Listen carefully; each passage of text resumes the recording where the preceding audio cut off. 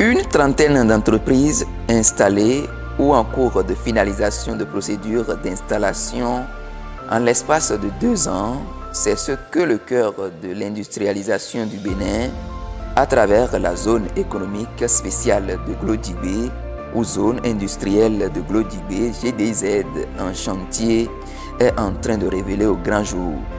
Une infime partie de ce que cache la GDZ, qui ambitionne d'être un hub industriel en Afrique de l'Ouest et d'assurer la transformation des produits agricoles locaux, notamment le cajou, le coton, le karité, l'ananas, le soja, le bois et bien d'autres. Soyez les bienvenus à la GDIZ. Alors, je suis Herbert Moutangou, je suis responsable marketing ici à la GDIZ. Près de 50% des investisseurs de cette zone sont des investisseurs locaux.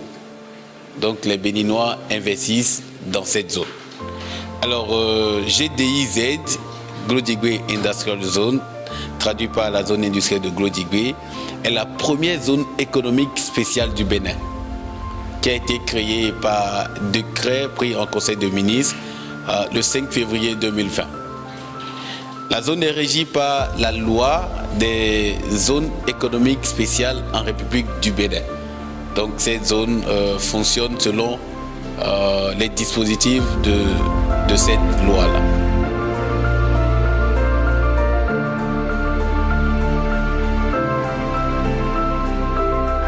La GDIZ est gérée par la CIPI, la Société d'investissement et de promotion de l'industrie, qui est la société issue d'une joint venture entre la République du Bénin et le groupe Arise. Le groupe Arise est le partenaire technique dans l'exécution de ce projet. La superficie totale pour abriter le projet est de 1640 hectares. Donc de là, de cette entrée, jusqu'à l'autre bout, ça fait 1640 hectares.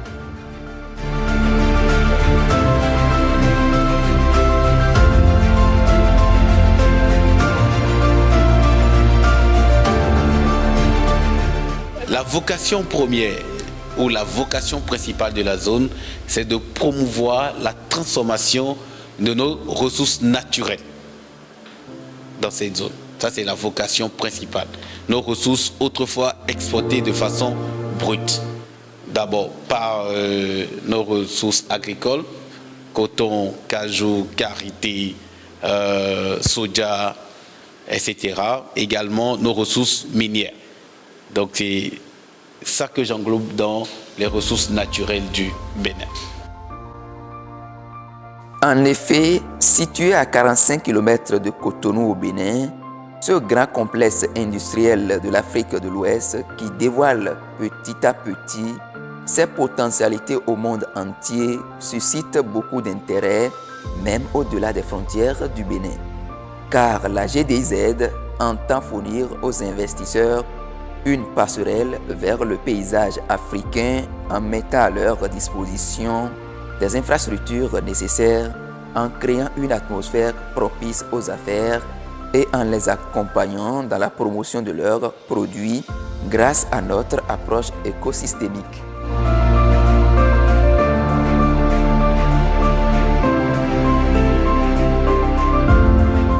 La zone sera développée en 3 phases. Aujourd'hui, tout ce que vous voyez, c'est la première phase du projet qui couvre 400 hectares sur les 1640. Ensuite, on va passer à une deuxième phase, puis à une troisième phase de façon progressive. Nous avons prévu dans notre schéma de développement des infrastructures. Donc, vous allez constater déjà à l'entrée qu'il n'y a pas de grand hangar. Cette zone est réservée uniquement pour les services.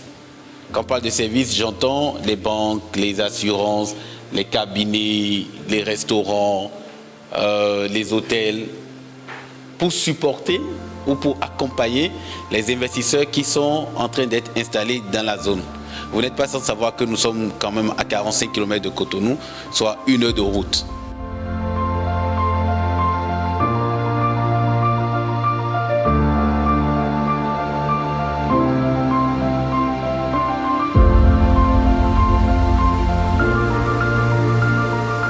éviter que nos investisseurs fassent ces allers-retours, nous avons discuté avec ces promoteurs de services que nous sommes en train de ramener dans la zone pour les rapprocher de nos investisseurs.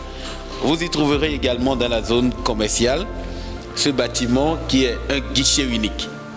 Un guichet unique qui regroupe des entités du gouvernement pour accompagner les investisseurs dans l'obtention des autorisations nécessaires pour opérer dans la zone. Donc vous y retrouverez entre autres l'APIEX, qui est en même temps l'autorité administrative de la zone. Vous avez la direction générale des douanes, la direction des impôts, les services de l'immigration, vous avez la CNSS, la direction du travail, pour ne citer que ces entités-là, qui sont déjà présentes dans la zone et qui accompagnent au quotidien les investisseurs. L'objectif, c'est de permettre à un investisseur, quand il vient dans la zone, de créer sa compagnie directement sur place, d'obtenir toutes les autorisations sur place et de pouvoir opérer tout ça dans un laps de temps. Donc c'est un service dédié pour quand même ajouter un grain de sel à tous les avantages que la zone offre déjà pour attirer plus d'investisseurs.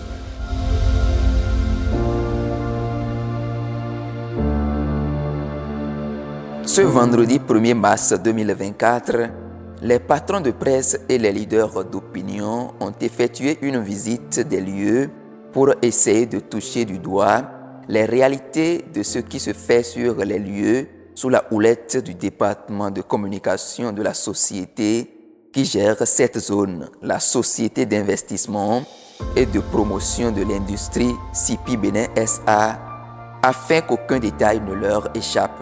Au cours de cette rencontre, les avantages et les projets d'investissement économique qui impacteront l'avenir du Bénin et le révéleront effectivement au monde entier ont été présentés à cette cible d'acteurs qui constituent des relais. Des leaders d'opinion, ceux-là qui portent loin l'information, qui avaient souhaité entre-temps aller voir ce que c'est au lieu de se fier au reportage. Donc, on a parlé avec APIEX et la G10 afin que cette rencontre ait lieu. Mais nous avons profité pour appeler les patrons de presse. Parce que jusque-là, on a eu à faire des déplacements vers ici, mais ce n'étaient pas les patrons. La dernière fois, il y avait une cinquantaine de radios dans tout le Bénin, dans la maison ici, qu'on a fait venir de tout le Bénin pour visiter la G10.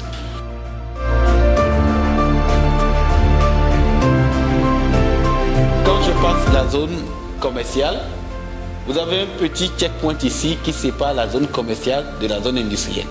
Donc la zone commerciale est une zone plus ou moins ouverte à tout le monde parce qu'il y aura des showrooms pour montrer un peu ce qui se passe à l'intérieur. Vous pouvez, en tant que riverain, en passant, en quittant Boycon pour Cotonou, vous pouvez prendre une pause, prendre un pot avant de continuer. Donc la sécurité sera plus ou moins minimale. Mais quand vous venez dans la zone industrielle, c'est que soit vous y travaillez, soit vous y êtes invité, un peu comme un port. C'est pourquoi il y a un checkpoint pour contrôler tout ce qui se passe ou tout ce qui entre et sort de la zone industrielle. Donc ces bâtiments que vous voyez là sont les industries qui seront installées ou certaines qui sont déjà en cours. Là, vous avez les entrepôts de stockage de matières premières agricoles pour faciliter l'accès à la matière première aux investisseurs. Donc là, vous avez les entrepôts. Cet espace vert, c'est une forêt sacrée vue sur place et conservée. Donc il n'y a que nous, les initiés, qui avons accès à la forêt sacrée. Juste là, vous avez notre terminal à conteneurs qui va opérer comme un port-sec. Toujours dans le souci d'accompagner nos investisseurs, nous avons ce terminal à conteneurs qui va leur permettre de faciliter toutes les opérations, toutes les formalités portuaires. Donc toutes ces formalités se font ici pour leur permettre quand même d'éviter toute la ville, tout le rang au port, etc. Parce que la zone est sous douane, donc toutes ces formalités se feront sur place. Vous avez juste à côté le parking pour les gros porteurs. La première phase vient jusque-là. Donc tout ça, c'est les 400 premiers états que nous sommes en train de développer actuellement. Donc le tour que nous allons faire après cette présentation va couvrir essentiellement ces 400 états.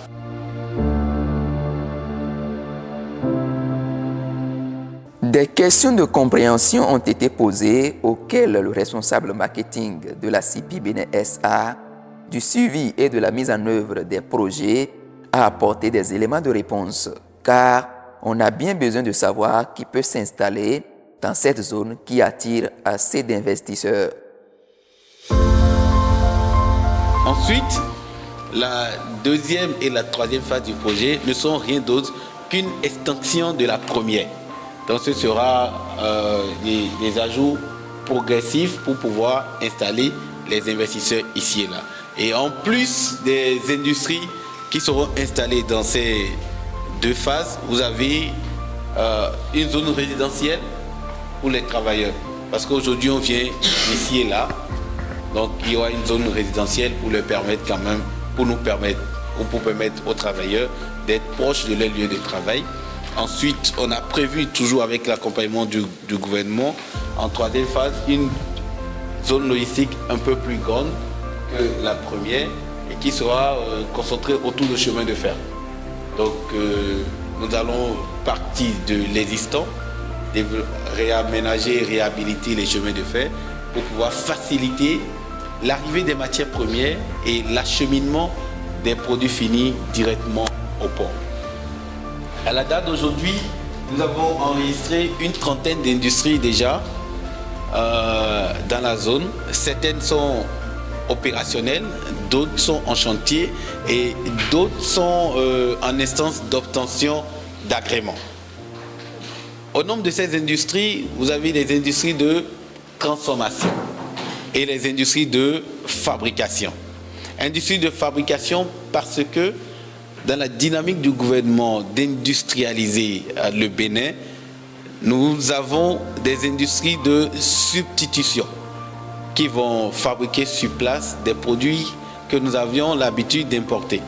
Donc vous verrez par exemple l'industrie qui fait les emballages en carton, l'industrie qui fait les emballages PP en polypropylène, les sacs de jute, industrie de carreaux en céramique, pour quand même réduire le quota de carreaux que nous importons peut-être. Dans la zone commerciale, tous ces services-là sont prévus. Donc il y aura des bâtiments commerciaux avec des bureaux disponibles et dès que vous avez le besoin, vous venez prendre l'espace et puis vous installez. À l'issue de cette étape, la délégation s'est rendue à la zone textile pour la visite guidée d'une unité de production faite de moments d'explication de ce qui se fait.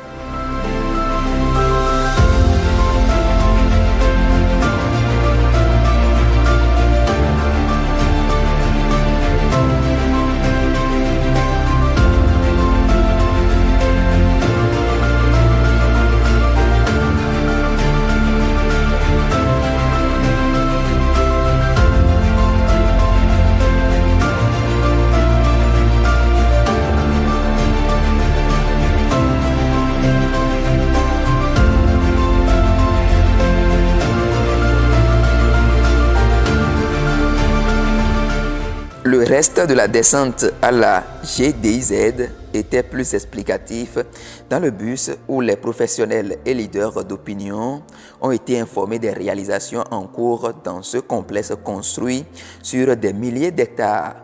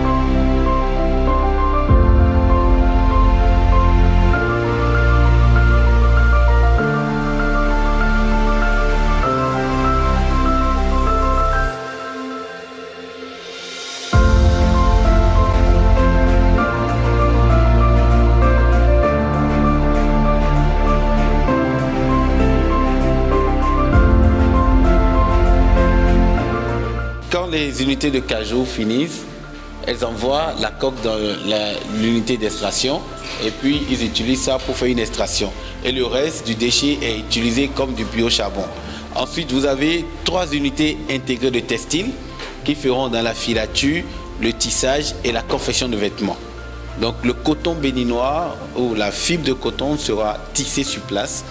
Ensuite, on fera les draps de lit, les serviettes de douche, etc. Vous avez 2 unités intégrées, 2 unités de confection de vêtements déjà opérationnelles que nous allons visiter dans quelques instants, qui font déjà des polos, des t-shirts, bien pour le marché local que pour le marché international. Comment devenir investisseur de la zone? Alors il faut savoir que la zone est régie par 2 régimes. Un premier régime dit régime d'exportation et un autre régime dit régime de promotion des échanges intracommunautaires. Alors pour appartenir à l'un ou l'autre des régimes, cela dépend du marché que votre produit final vise. Alors si le marché final que votre produit vise est le marché international, c'est-à-dire hors des frontières, hors des limites de la CEDEAO, là vous êtes au régime 1. Donc vous produisez dans la zone et vous exportez tout cela hors de la zone. Lorsque le marché que vous visez est le marché intérieur, quand je dis intérieur, c'est le marché de la CEDEAO, là vous êtes au régime 2. Dans ce régime 2, on a 3 catégories d'investisseurs. Une première catégorie A, dont le minimum d'investissement est compris entre 10 et 20 milliards de francs CFA. Une deuxième catégorie de 20 à 50 milliards de francs CFA. Puis une catégorie C, 50 milliards et plus. Tout ça existe dans la loi. Donc, quand vous allez prendre la loi qui régit les ZES, vous allez voir les dispositions. Alors, donc voilà. Donc, tout dépend de la finalité de vos produits finis pour appartenir soit au régime 1 ou au régime 2. La GDIZ est ouverte à toute personne ayant une idée commerciale nationale ou internationale. Les conditions pour bénéficier de cette installation ne sont pas compliquées. C'est aux entrepreneurs maintenant de saisir cette opportunité que le gouvernement béninois leur offre à travers la pièce et la CIPI Bénin SA. La GDIZ, le plus grand hub industriel de l'Afrique de l'Ouest, en marche.